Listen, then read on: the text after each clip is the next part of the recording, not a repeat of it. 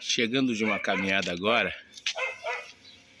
tantas perguntas sem respostas, e o nosso coração ele anseia todos os dias por respostas, afirmações e confirmações, porque ser humano é não ter certeza de nada. A única certeza que a gente tem são duas: que existe um Deus e que a nossa vida ela é passageira e que tudo aqui passa. Tudo aqui passa. Mas mesmo a gente não tendo a resposta para tudo, as pessoas exigem resposta da gente, respostas da gente. E a gente às vezes não tem nem a resposta para a gente mesmo. E as pessoas querem a nossa resposta. As pessoas, elas se firmam muito na gente.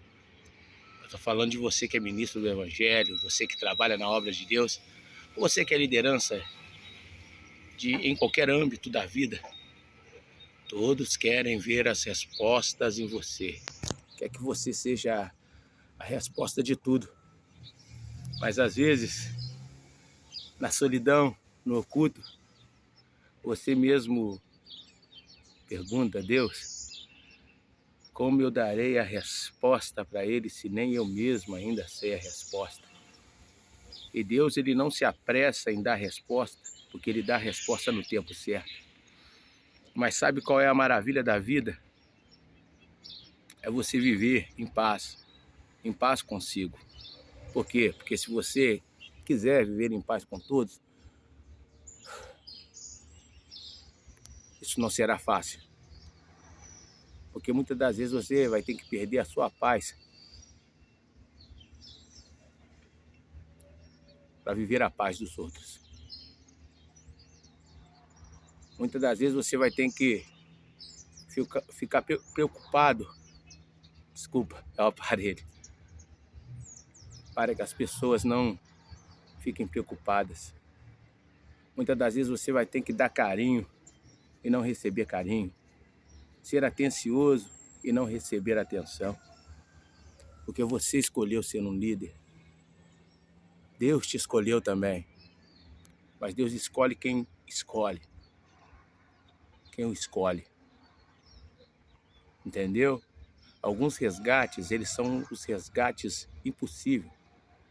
O batismo e algumas coisas dentro do mundo espiritual é Deus que faz. Mas existem decisões na sua vida, na minha vida, que só eu e você poderemos tomar. E essas decisões vão marcar a nossa história. Então, se você escolheu ser um líder, ou ser uma liderança, muitas das vezes, ou a maioria das vezes, você não vai viver para você, você vai viver para os outros.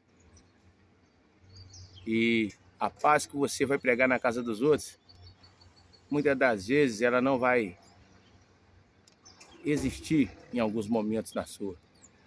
Porque ser um ministro não é ser aquele que traz tudo, ou que é perfeito, ou aquele que tem a vida perfeita. Não, ser um ministro é alguém perfeito, ser um líder é alguém perfeito, mas que tem que passar a perfeição para os outros. Porque não existe a perfeição. E mesmo ela sem existir, as pessoas exigem isso em você. Exigem isso das outras pessoas. Então, quando Jesus fala, quanto mais é dado, mais é cobrado, eu entendo. Eu entendo que nós, que somos escolhidos de Deus, não somos aqueles que estamos em templos grandes. Não, não, não, não. A escolha de Deus não é porque você tem um templo grande, não. Não é porque multidões te seguem, não. Não é porque você é seguido na internet também, não. Não, eu sou um coach, eu sou alguém que todo mundo gosta e se agrada de mim. Isso não prova que você e eu somos escolhidos de Deus. A escolha de Deus é quando você está na calada, no oculto. Por quê? Porque lá você consegue sentir Deus. A maioria do povo não sentia Deus no meio da multidão. A maioria das pessoas, perdão, não sentiam Deus no meio da multidão. Elas sentiam Deus no seu secreto. E muitas pessoas fazem perguntas que às vezes me machucam. Mas é necessário eu respondê-las ou então não respondê-las, porque existem perguntas que não têm resposta. Um dos meus discípulos, que eu amo muito, fez uma pergunta ontem para mim. Ele disse: sabe, pastor, o senhor é aquele que tinha que apresentar tudo, porque o senhor é aquele que ora e as pessoas são curadas, o senhor é aquele que é um ministro e é usado em revelação. Quantas revelações o senhor ministrou na minha vida e estão acontecendo, e às vezes eu vejo o senhor passar por tantas tribulações.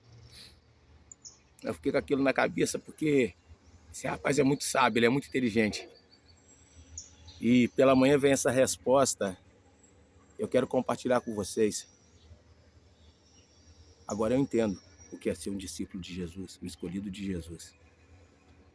Durante muitos anos eu achava que ser um escolhido de Jesus era que eu tinha que ser próspero, era que eu tinha que ter uma vida perfeita, uma família perfeita, um casamento perfeito, uma igreja perfeita, os membros perfeitos. E eu entendi que ser um escolhido de Deus não é nada disso. Mas você tem que ser a pregação. Como assim? Será que eu sou só a pregação quando eu tenho prosperidade ou quando eu sou próspero? Será que eu sou a pregação só quando tudo dá certo na minha vida? Só assim eu serei essa pregação? E os nossos companheiros na fé, que eram perseguidos nos sinédrios, eram chicoteados, eram esfolados, decapitados, eram perseguidos. Será que a igreja esqueceu deles? Será que a igreja esqueceu da verdadeira palavra? Será que as pessoas não lembram mais que para o evangelho chegar aqui, muitas vidas foram sacrificadas? Será que o evangelho é eu viver uma vida normal? Se for para viver uma vida normal, eu não quero esse evangelho. Se não for para tomar decisões, renúncias, eu não quero esse evangelho. Porque esse evangelho para mim não é o evangelho de Cristo. Porque hoje se baseiam o evangelho naquilo que dá certo. Porque Jesus tem que fazer o que você quer. Jesus tem que fazer o que eu quero. E a oração do Pai Nosso, seja feita a sua vontade. E lá em Romanos diz assim: a vontade de Deus é boa, perfeita e agradável. Sabe, ser cristão não é ser sempre vencedor na vida material, nem na vida sentimental. Mas ser cristão é carregar as marcas do evangelho no seu corpo.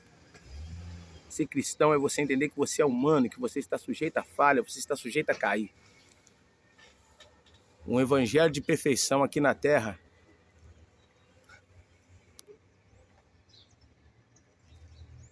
não vai existir. Nada é perfeito. Eu quero te abrir o coração, porque quero abrir seu coração, né? Quero que eu fale errado, mas vocês estão entendendo o que eu estou falando. Para isso, não baseie o evangelho em carrões, mansões, em vidas normais, em coisas normais, e que tem que dar certo, que você tem que vencer. Sua maior vitória não está aqui não, sua maior vitória está lá em cima, está no alto, está na vida eterna. Pastor, o que o senhor vai fazer da sua vida agora? Eu estou prestes a seguir aquilo que Deus me impulsionou. Eu não aceito mais ser marionete, porque uma marionete, ela é o quê? Ela é controlada pelos outros. Uma marionete, ela é controlada por sentimentos, controlada por pessoas que querem controlar e nem se controlam. Eu não sou marionete, eu sou um discípulo. Se eu sou um discípulo, eu quero fazer o que ele fazia e ser como ele era. Não vou alcançar a estatura dele, mas vou tentar. Amém? Que Deus abençoe sua vida.